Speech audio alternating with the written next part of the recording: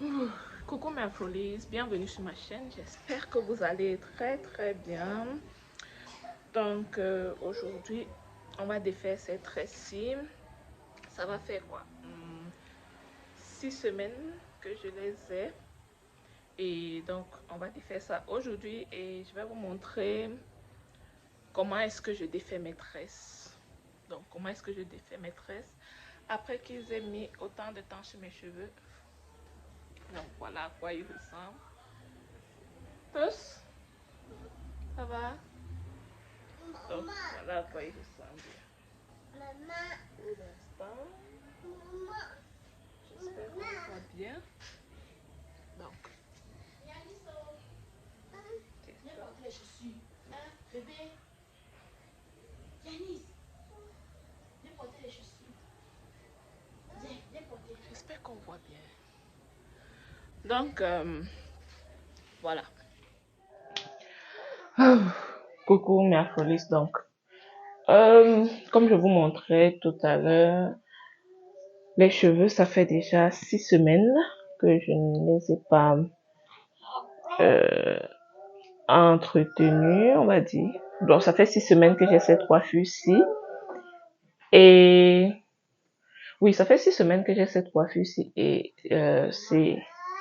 maintenant, c'est maintenant que j'ai un peu de temps pour défaire ça. Donc, c'est un peu à ça que ça ressemble. Et pour commencer, avant de défaire les tresses, je vais utiliser ceci. C'est la mousse caotée de chez Nto, donc ma marque. C'est une chantilly, karité, cacao, huile de ricin.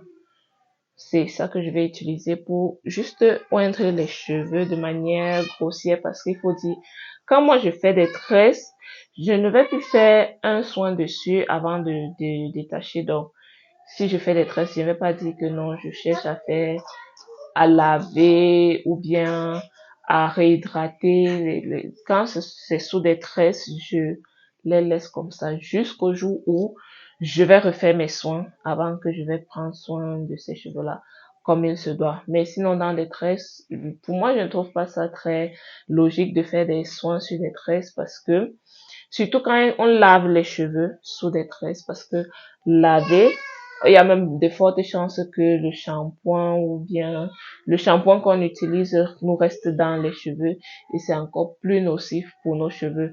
Ou encore qu'on dise que après avoir lavé maintenant, on applique de la crème pour que ça réhydrate les cheveux.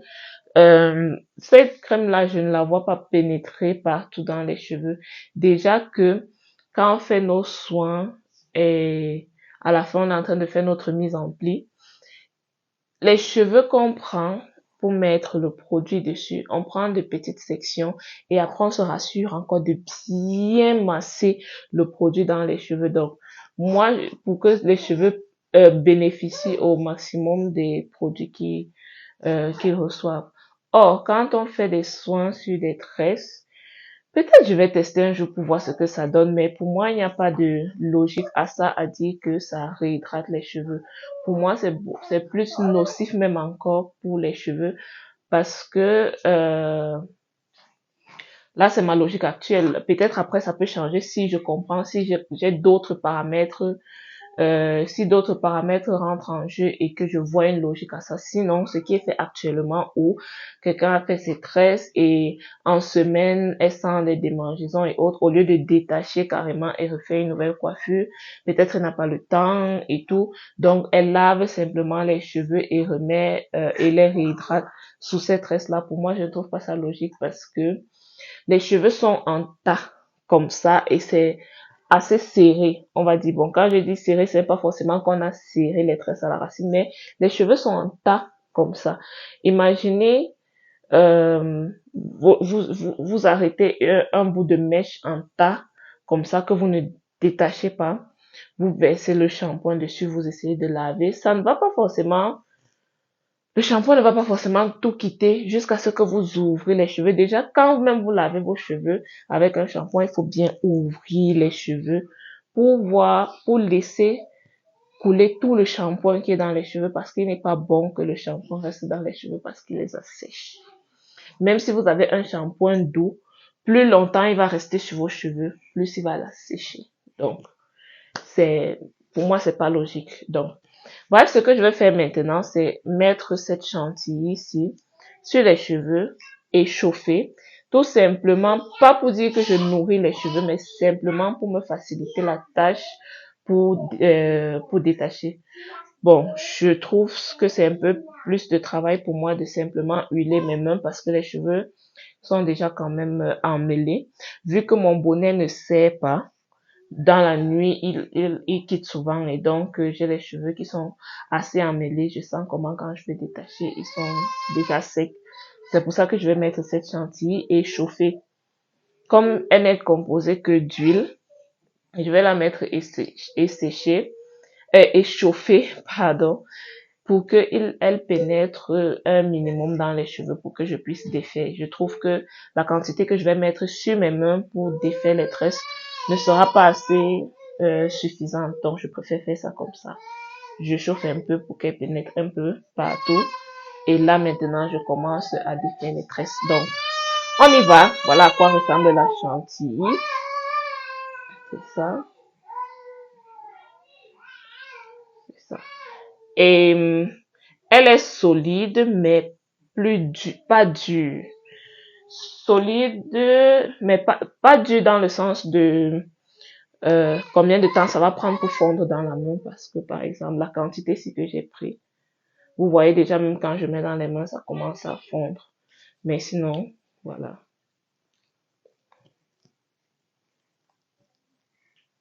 et voilà, donc elle fond assez facilement, pas besoin de gros efforts. Et là je suis même dans une ville où il fait froid, donc toutes les huiles qui ont la capacité de se solidifier, toutes les huiles qui ont la capacité de se solidifier et qui dans les zones, mais qui à température ambiante, par exemple, sont liquides. Ici, dans cette ville-ci, je suis au nord-ouest, faut le dire, au nord-ouest du Cameroun, dans la ville de Bamenda.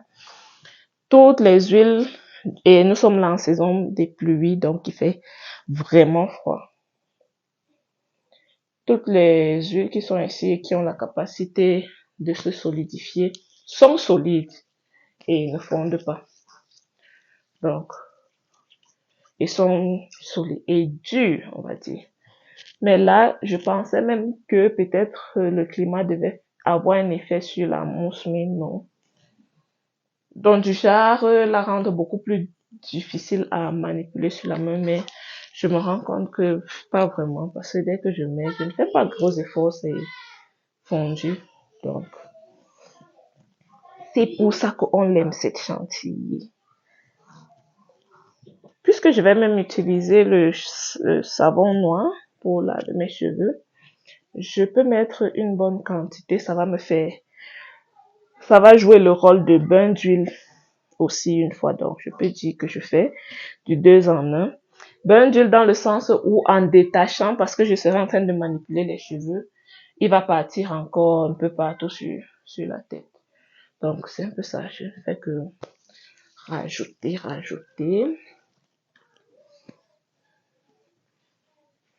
Voilà.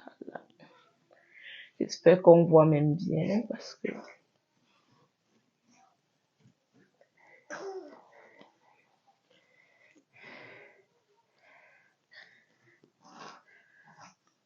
j'espère que c'est assez clair, hein.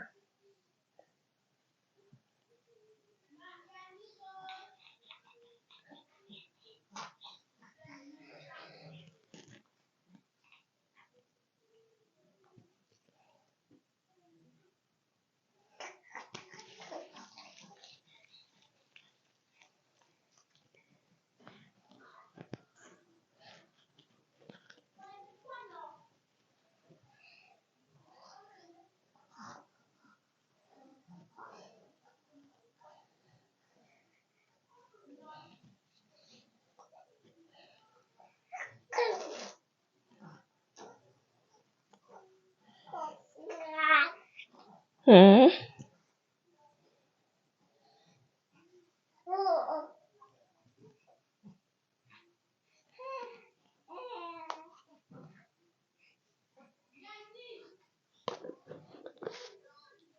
Donc, n'oubliez pas, c'est ça, la mousse caotée que j'utilise.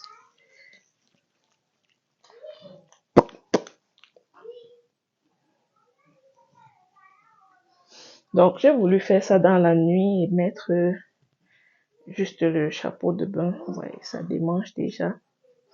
Et là, ce que je suis en train de faire, c'est pas bon parce que là, quand je fais ça, j'utilise l'ongle, alors que pour gratter les cheveux, il faut utiliser cette partie-ci.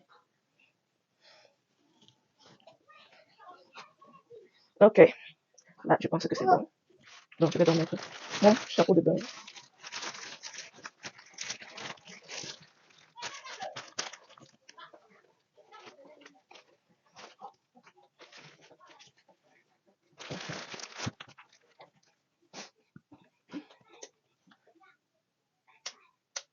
Donc, ok, je vais serrer un peu derrière.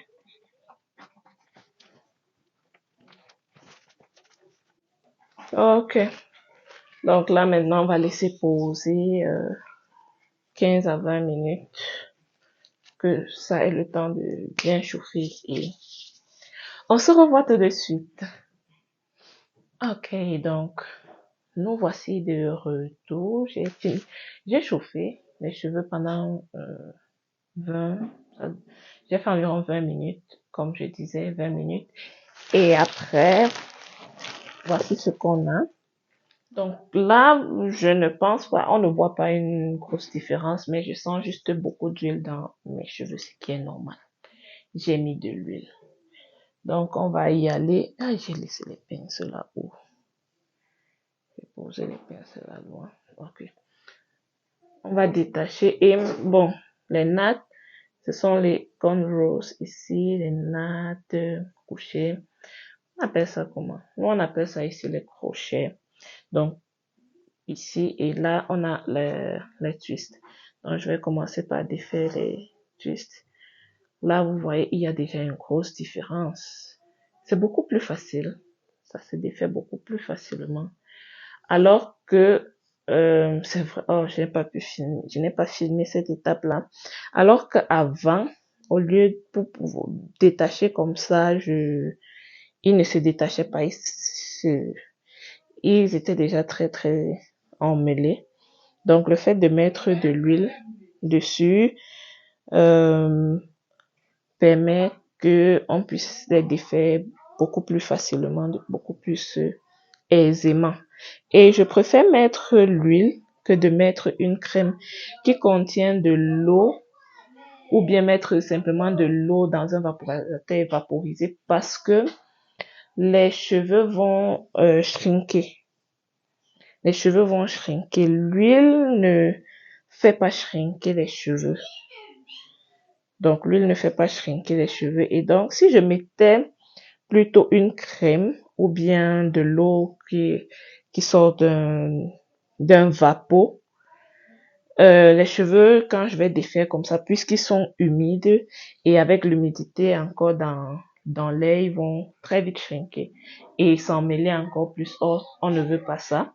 Ce qu'on veut maintenant, c'est démêler les cheveux et c'est pour ça que j'ai mis juste de l'huile. J'ai chauffé pour que cela fonde bien et essaye de s'incruster. Je n'ai pas dit que ça va pénétrer les cheveux et aller au fond. Non, juste pour que ça s'incruste un minimum, un tout petit peu. Oui, ça peut aller sur certaines tresses. Ça peut aller beaucoup plus profond, sur d'autres moins, un peu moins.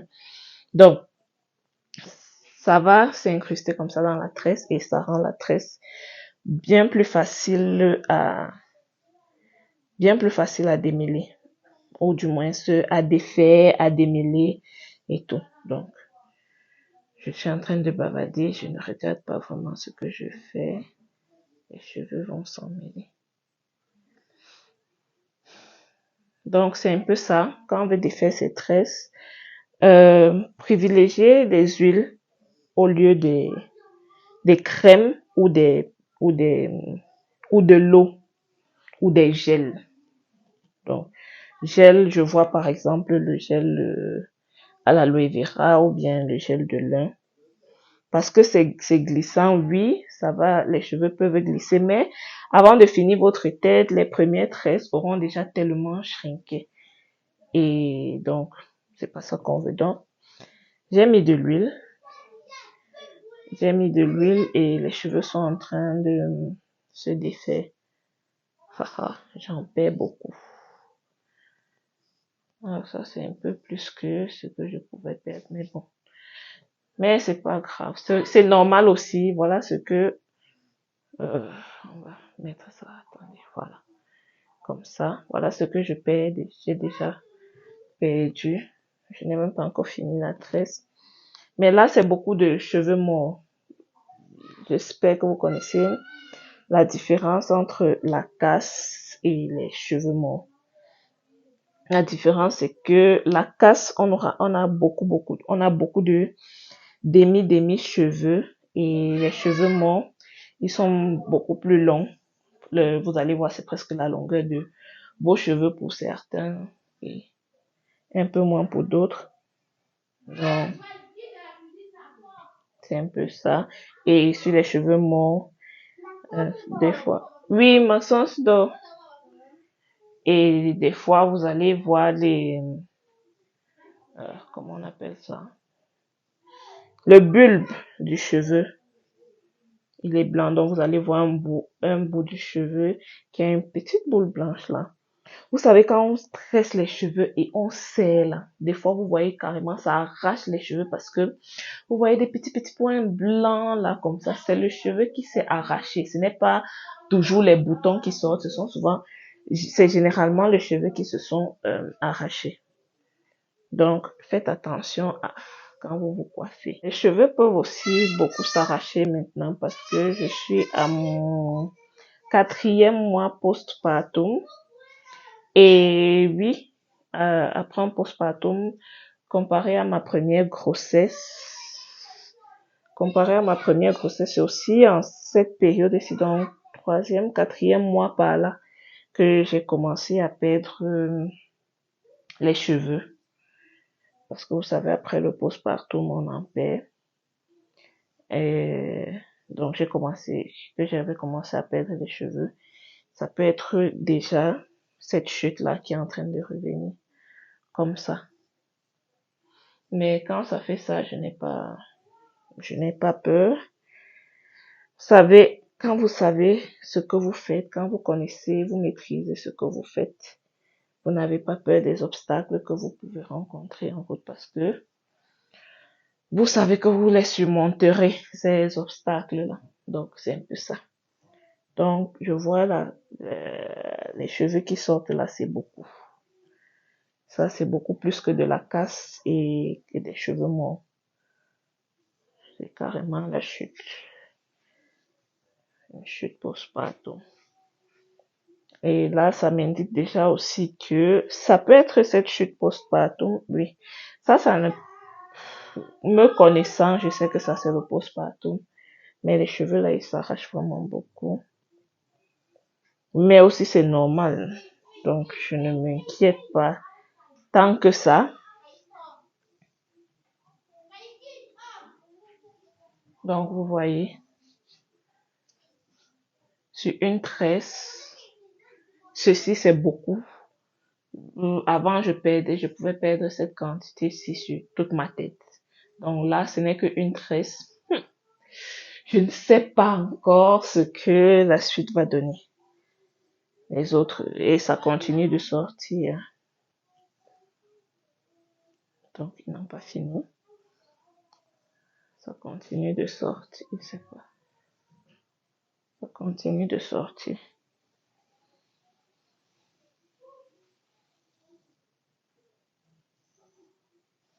Ok. On se dit, je vous reviens à la fin quand j'ai fini de faire tout ça. Donc, see you. Ok. Bon, comme je vous disais, j'ai fini de défaire. J'ai fini de défaire toute la tête. Il ne reste plus que cette tresse-ci. C'est la dernière. Et donc, on va la défaire ensemble. Cette dernière tresse. Et en même temps, je vais profiter pour vous montrer les difficultés qu'on peut avoir quand on ne taille pas ses pointes. Donc là, je vais mettre ça comment pour qu'on puisse voir. Ici, comme ça, j'ai les cheveux qui sont très emmêlés. La cause n'est pas parce que j'ai pris un peu plus haut pour démêler, parce que les cheveux là sont déjà très emmêlés ici. Quand tu touches même le bas là, c'est déjà un nœud. Donc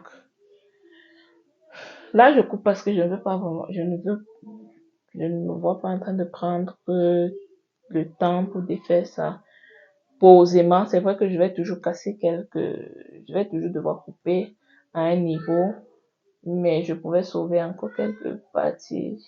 Ça devait prendre quand même un petit temps. Et donc, voilà ça. Donc, je vais vous montrer, je vais essayer de détacher sans plus tailler l'autre pointe ici. Parce que je suis restée longtemps sans défaire mes pointes, sans tailler mes pointes. Comme je disais, c'est simplement parce que je voulais voir jusqu'où est-ce que je pouvais arriver avec des pointes qui sont pas, avec des pointes, sans tailler mes pointes, combien de temps est-ce que je pouvais tenir. Même quand ils étaient légèrement abîmés, quand je ne tressais pas, je les laissais toujours sur des grosses twists. Je ne taillais pas les pointes et maintenant, je vois les effets et vraiment l'importance de pourquoi il faut tailler ces pointes. Donc, parfois, on peut parler, mais tant qu'on n'a pas vécu vraiment la chose, on ne se rend pas à quel point c'est important.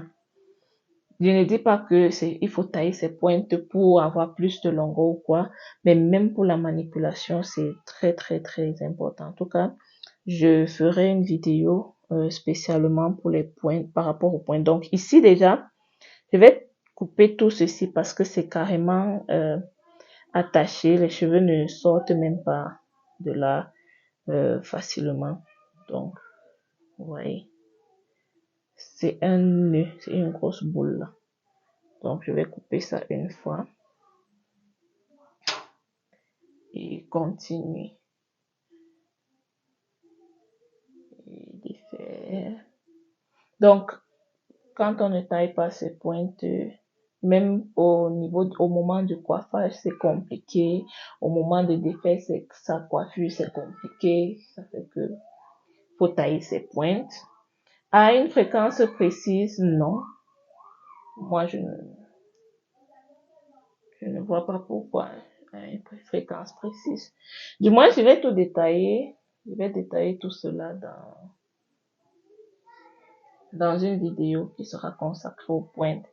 Donc, si vous voulez celle qui veut avoir le update de comment est-ce que comment pourquoi tailler ces pointes, vous abonnez pour celles qui ne sont pas encore comme ça. Dès que la vidéo est disponible, vous pourrez en profiter. Mais déjà avec celle-ci, vous comprenez déjà les dégâts que le fait de ne pas tailler ses pointes peut causer. Donc, ça crée déjà beaucoup d'emmêlements dans les cheveux. Qui dit cheveux emmêlés, dit cheveux qui forcément vont se casser. Si vos cheveux sont emmêlés, s'ils s'en mêlent beaucoup, ils vont forcément se casser. Ça, c'est inévitable. Si vos cheveux s'en mêlent beaucoup, sachez qu'ils vont se casser. Donc, c'est ça.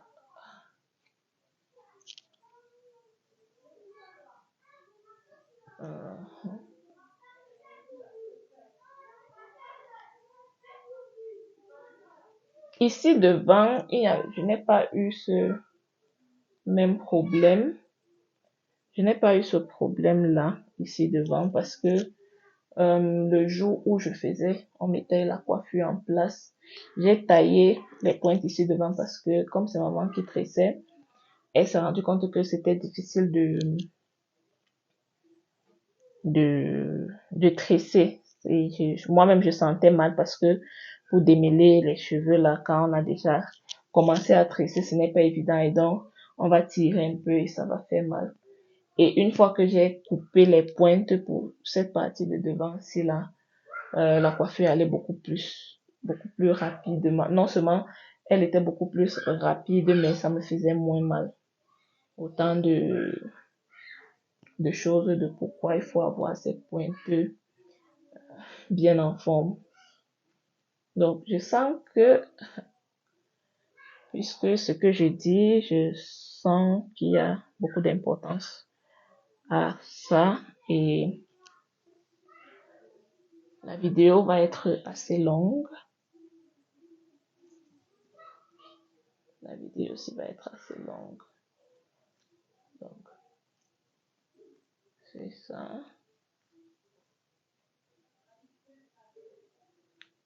Mais cette fois-ci, je ne vais pas couper. Je vais laisser la vidéo telle qu'elle sera.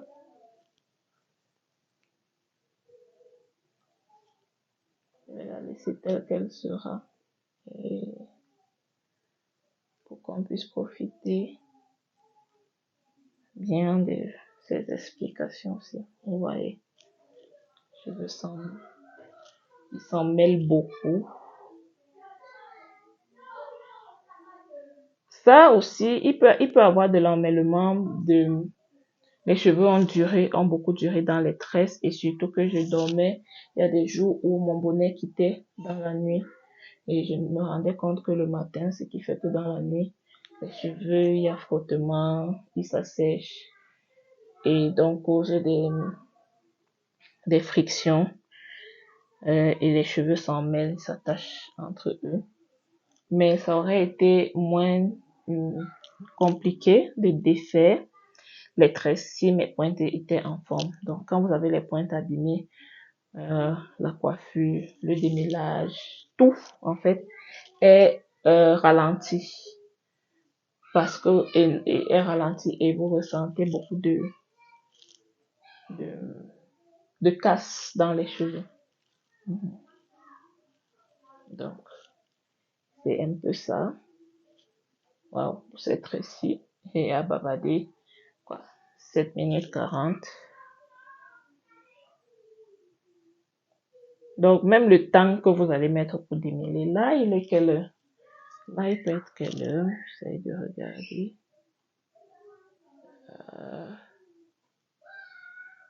Je n'arrive même pas à voir.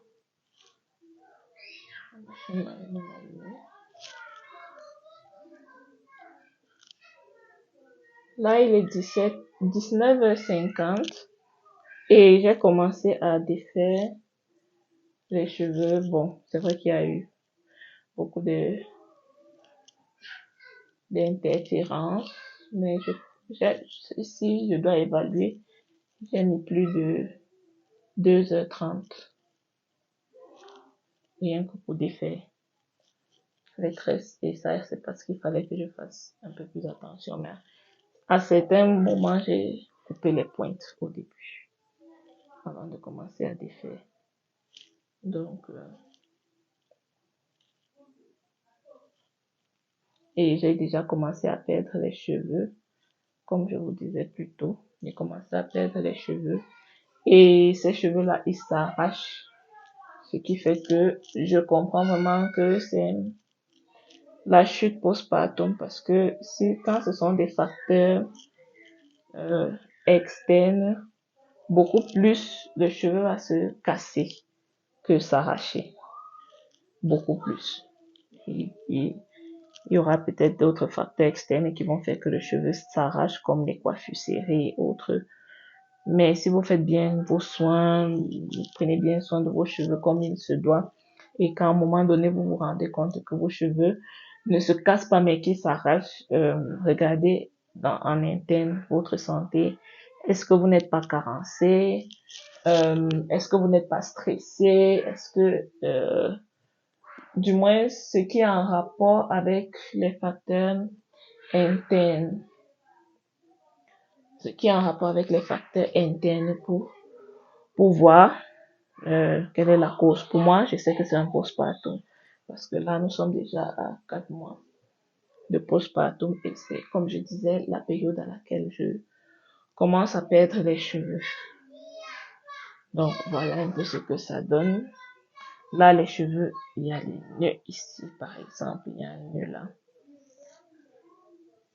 C'est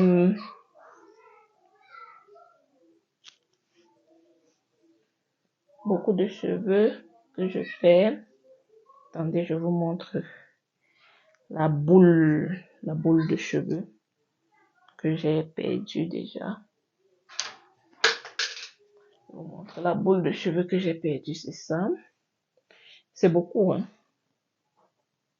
C'est beaucoup parce que c'est comme ceci et j'ai déjà frotté les cheveux entre eux pour que ça forme une petite boule comme ça. Donc, quand vous voyez cette quantité-ci, c'est pour dire que si je veux détacher ça, ça va être une plus grosse boule, quoi.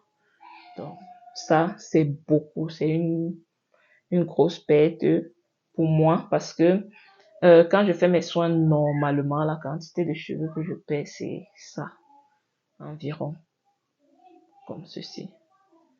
C'est environ cette quantité-ci que je perds sur toute ma tête. Mais là, donc, s'il faut comparer, regardez, c'est beaucoup de pertes. Et là, j'ai remarqué, il y a beaucoup de bulbes que je vois un peu là. J'ai essayé de filmer quelques bulbes sur peut-être 5 cheveux. Mais il y en a beaucoup. Seulement que quand c'est déjà les cheveux, j'ai déjà roulé comme ça. On peut pas facilement voir ces bulbes-là. Mais j'ai essayé de trier certains que j'ai filmés pour vous montrer le bulbe. Quand on parle du bulbe du cheveu, de quand le cheveu s'arrache, c'est le bulbe qu'on voit. Donc, c'est un peu ça. Je vais mettre la photo quelque part dans la vidéo pendant que je suis en train de parler comme ça. Donc, voilà. Bon, là, je vais démêler plus tard. Parce que si je démêle cette partie maintenant, la vidéo va encore être trop longue. Donc, je vais démêler et demain, je vais faire mes soins proprement dit. Donc, shampoing, masque, mise en pli.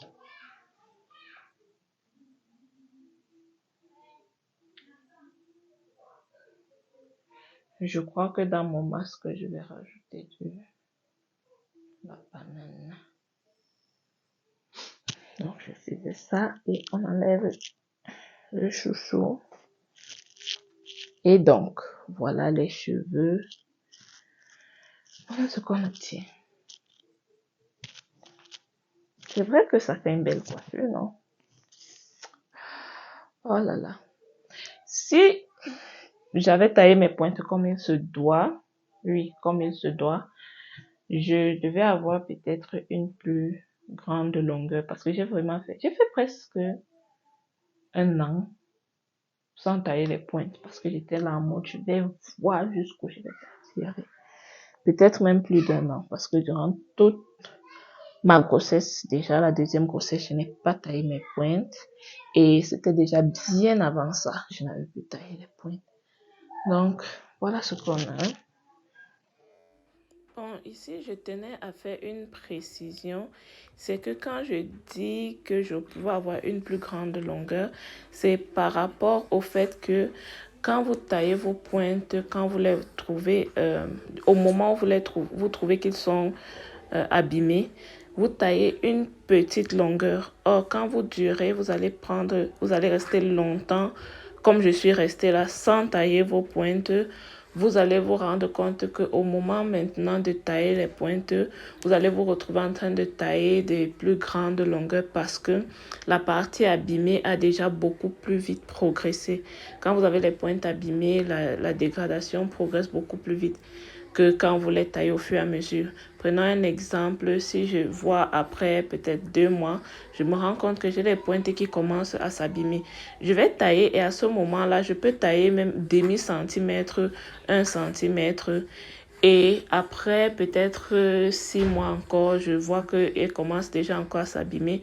Je taille encore un centimètre ou un demi-centimètre en fonction du niveau de dégradation des pointes. À ce moment, vous voyez, en 8 mois, j'aurais taillé 2 centimètres maximum. Or, quand je reste plus longtemps sans tailler mes pointes, là, ça fait que je suis restée, quoi, je vais venir tailler peut-être 5 cm. Et là, on a une différence de 3 cm. Donc, c'est un peu ça. Le dos, ça donne ceci.